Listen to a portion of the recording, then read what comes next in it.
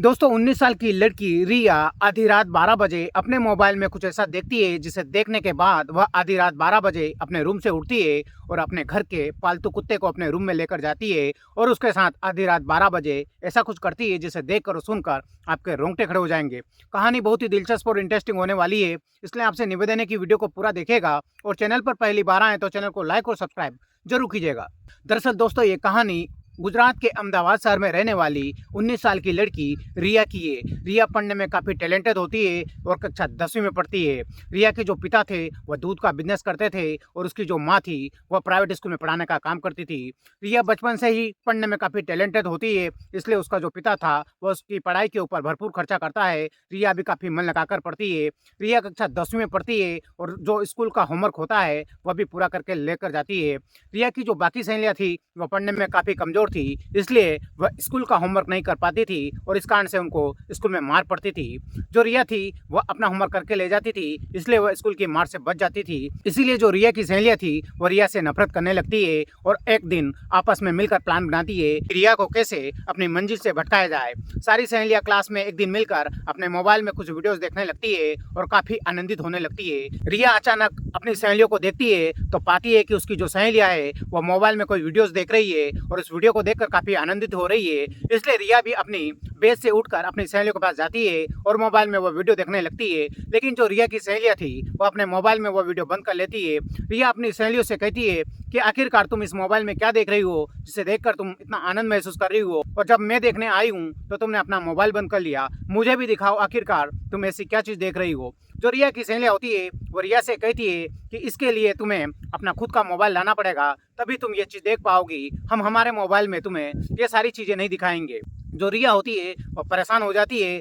School खत्म होने के बाद वो अपने घर लौटती है और फिर उस बात को सोचती है कि आखिरकार उसकी सहेलियाँ उस मोबाइल में ऐसे क्या देख रही थी जिसे देखकर वह काफ़ी आनंदित हो रही थी। रिया को अब कुछ समझ में नहीं आता है। उसे उसकी सहेलियों ने एक मोबाइल लाने का बोला था ताकि वह उस वीडियो को देख सके। रिया जो है एक प्लान बनाती है और अपने पिता से कहती है कि पापा, मेरे जो टीचर है वह ऑनलाइन पढ़ाने लगे हैं, इसलिए मुझे एक एंड्रॉयड फ़ोन की ज़रूरत है। तुम मुझे एक एंड्रॉयड फ़ोन लाकर दे दो ताकि मैं अच्छे से पढ़ाई कर सकूं।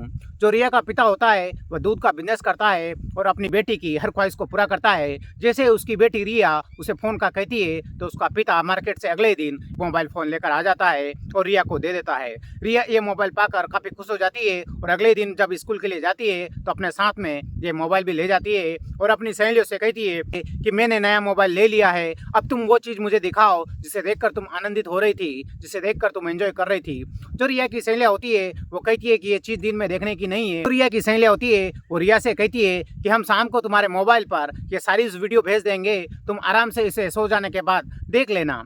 जो रिया होती है वह कहती है कि नहीं, मुझे तो अभी देखना है। लेकिन जो रिया की सहेलियाँ होती है वो उसे मना कर देती है और कहती है कि तुम अपना मोबाइल नंबर हमें दे दो, हम तुम्हारे मोबाइल पर ये सारी वीडियोस भेज देंगे। अब दोस्तों जो रिया होती है वह अपनी सहेली को अपना मोबाइल नंबर दे देती है और स्कूल खत्म होने के बाद अपने घर लौट आती है और रात के 9 बजने का इंतजार करती है।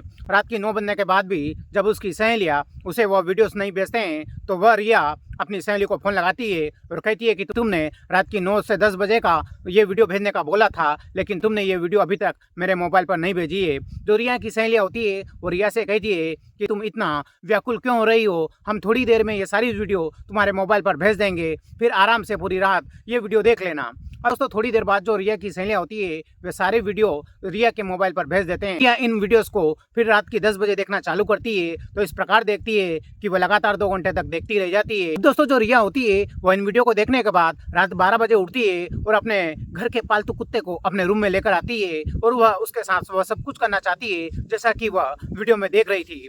दोस्तों जो रिया होती है वह अकेले में इस कुत्ते के साथ वो सारी हरकतें करती है जैसा कि वह वीडियो में देख रही थी। अब दोस्तों जो रिया होती है वह ये सारा काम करने के बाद काफी खुश हो जाती है, उसे अलग ही मजा आता है।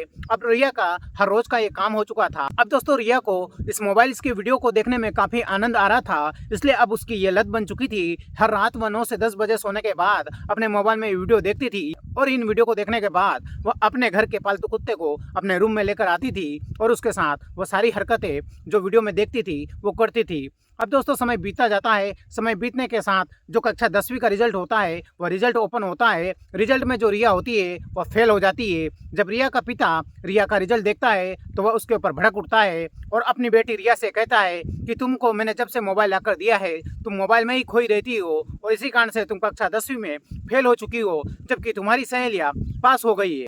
जो रिया होती है वह भी काफ़ी दुखी होने लगती है। रिया का जो पिता है रिया के ऊपर काफ़ी गुस्सा करने लगता है और इतनी बात कहकर वह अपनी बेटी रिया को कहता है कि सारी फसाद की जड़ ये तुम्हारा मोबाइल है, इसलिए ये मोबाइल अब मैं तुमसे छीन लूंगा। ये कहकर जो रिया का पिता होता है वह रिया से मोबाइल छीनने लगता है, लेकिन रिया को डर लगने लगता है कि कहीं उसका पिता मोबाइल छुड़वा लेगा तो उसके सारे राज खुल जाएंगे। इसलिए रिया अपने पिता को मोबाइल देने से इनकार कर देती है, लेकिन रिया का पिता उसके साथ छीना छिपटी करने लगता है और मोबाइल छुड़ा लेता है। तो रिया के पिता ने उससे मोबाइल छुड़वा लिया था, इसलिए रिया को डर लगने लगा था कि कहीं उसका पिता वो मोबाइल खोल कर न देख ले। इसलिए रिया को गुस्सा आने लगता है। वह अपने ही घर में रखे धारदार हथियार से अपने पिता के सर पर वार कर देती है, जिसके कारण उसका पिता जोर से चिल्लाता है और नीचे गिर जाता है, जिसके कारण उसकी मौत हो जाती है। रिया के पिता की आवाज़ सुनकर रिया की माँ भी अपने रूम से आती है और देखती है कि रिया ने अपने ही पिता के ऊपर वार कर दिया है, जिसके कारण उसके पिता की डेथ हो चुकी है।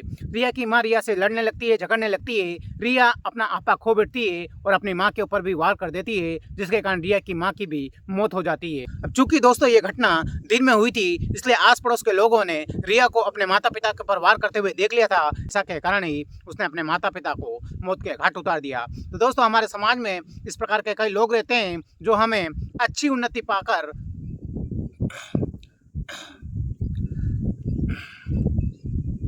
तो दोस्तों हमारे समाज में ऐसे कई लोग होते